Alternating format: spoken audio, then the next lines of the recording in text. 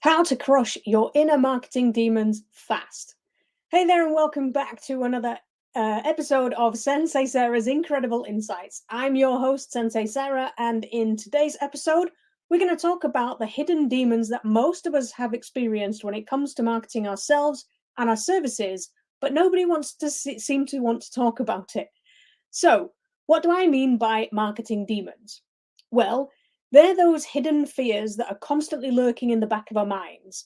You know, the ones that make us believe that we're not good enough or that people won't like us if we toot our own horn. And believe me, I know these demons exist. In fact, they played havoc in my mind and held me back for years. But I refused to give up. You know, I tried everything that I was told to do by super successful people, but none of it ever felt right to me. So eventually I stopped. It I did manage over the years though to find a way through it that made me feel comfortable, and it's totally changed everything. So you're definitely not on your own with this one. I mean, you probably already know that in a competitive field like fitness, effective marketing is the thing that sets you apart from the rest. It's how you communicate your unique value to potential clients and showcase your ability to help them achieve their fitness goals. And without strong marketing, it's easy for your talents to go unnoticed, leaving you struggling to build a steady client base and grow your business. So, why is it that so many personal trainers struggle to market themselves effectively? Well, it pretty much comes down to three main fears. Firstly, it's a fear of coming across as pushy or salesy. Secondly, it's a fear of rejection. And thirdly, it's a fear of criticism. Now, let's address each one of those in turn. So, firstly, the fear of coming across as salesy or pushy. Now, you might have heard the phrase that people don't like being sold, but they love to buy, which basically means that if people think that they're being sold to, it'll put them off. And it's true. I mean, it happens to me every time I take the dog to the vet. You know, they deal with the issue at hand, but they're always trying to sell you something else at the same time. And it's happened so often now that I'm expecting it before I even go in the door. And you can probably think of examples when it's happened to you in the last week too. And because we know how horrible it feels, we're terrified that we'll come across that way to our potential clients. But here's the thing, your potential clients are already looking for a trainer to work with. That means they want to pay someone. And that means that any marketing you do isn't trying to convince them to do something they don't want to do, it's actually helping them to make a decision about who they want to pay. I mean, we experience this fear because we're looking at it from our perspective. We're looking at it from the viewpoint of what we want them to do. That's why it feels so uncomfortable for us. But the only person who misses out when we look at it that way is us. Your potential clients are simply trying to decide which trainer to work with. If your marketing doesn't resonate with them, they'll move on and choose someone else. And they definitely won't choose you if your stuff isn't even out there for them to see. So, secondly, is fear of rejection. Now, it's human nature to want to feel like we belong. It's hardwired into our DNA. So, it makes sense that we care about whether people like us or not. And it's fine when it's people who care about you too. I think Brené Brown, the researcher at the University of Texas and best-selling author, said it best when she said that the opposite of belonging is fitting in. And we've all experienced trying to find our place in the world, probably most especially for many of us at school. You know, we often try fitting in, which doesn't feel very nice because we can't really be ourselves. And it hurts when we're rejected from our circle of friends or the people that we're trying to get to like us. The thing is, though, the internet has changed how human beings interact. It's made each one of us more accessible to many more people than we could probably even come into contact with in our entire lives. Yet we still want each one of them to like us, which simply isn't realistic. And that approach certainly doesn't work in business.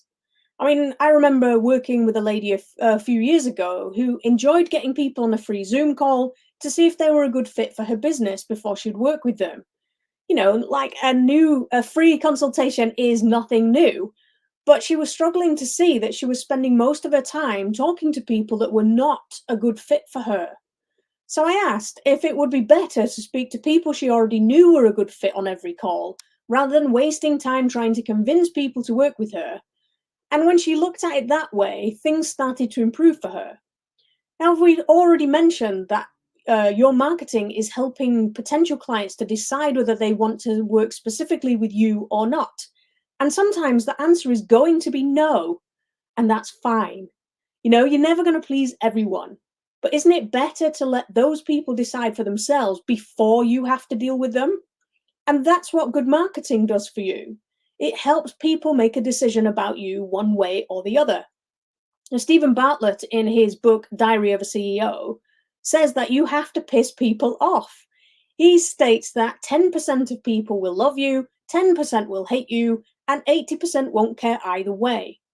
Now, most trainers appeal to the 80% with their marketing, and because these people don't care, we try harder to convince them, which makes it much more personal when they say no.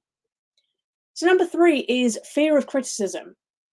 Now, for many of us, me included, putting ourselves out there can be pretty scary because we're terrified of someone criticizing us or thinking that we're not as good as other trainers.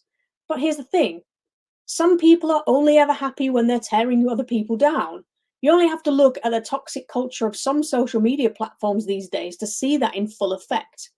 And hiding behind anonymity gives those people more courage to be extra nasty because they can hide. Unfortunately, that's the way of the world these days, and there's nothing we can do about it. Now, I'm going to take a stab in the dark here and say that you're probably not trying to be better than every other trainer out there. You don't want to be seen as the best in the world, right? Me neither. And that means that there will be some trainers out there with more experience, more qualifications, more confidence with self-promotion, and so many other things that you probably perceive as being better than you. And some will have less of all those things. But the average client really doesn't know the difference. They only care about whether you can help them solve their problems or not. And the only people whose opinions count are the people who are willing to pay you money, which is not those other trainers or the people who are happy complaining. So let's focus on the people who count, shall we? And if they start criticizing, it's showing you how you need to improve, which can only ever be a good thing. Now, facing your fears can be a tough thing to do, especially if they're deep rooted. But it's not as simple as telling yourself to have more confidence. I mean, wow, if that had worked, my life would be so different right now. But I found the best way for me to overcome my fears is to just turn the whole thing into a giant game. I think I'm still a big 5-year-old at heart, really. So I created a character called Wreck-It Rose to blame all my fears on. In fact, I will see if I can bring her in. There she is. That's Wreck-It Rose. Okay. Rose is manipulative and devious, and she's on a mission to see me fail. She uses my fears against me, and every time I shy away from doing something positive for my business, I can feel her winning. And I hate that. But using fictional characters like her and stories about their adventure gives me a totally different perspective on the real world tasks that I find quite daunting. And it gives me the determination to see them through. So if you like the idea of fighting against Wreck-It Rose in your business too, then you will love the Kick-Ass Marketing Mission game.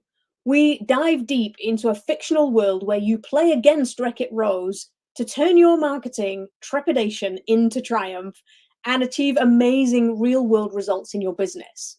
Now, the game's not quite ready yet, but you can join the waitlist at kickassmarketingmission.com/waitlist. Waitlist? Waitlist, even? Get that right, Sarah. Say it again. Okay, so it's kickassmarketingmission.com/waitlist. There we go. So if you have ever struggled to feel confident in your self-promotion or find your natural stride with it, then you won't want to miss the Kick-Ass Marketing Mission. So make sure you sign up to the waitlist right now. That's really all I have for this week. I hope you enjoyed this episode. Be sure to give us a like and a share, and of course, subscribe to the YouTube channel so you don't miss another episode. Thanks for watching. I'm Sensei Sarah, and I'll see you next time.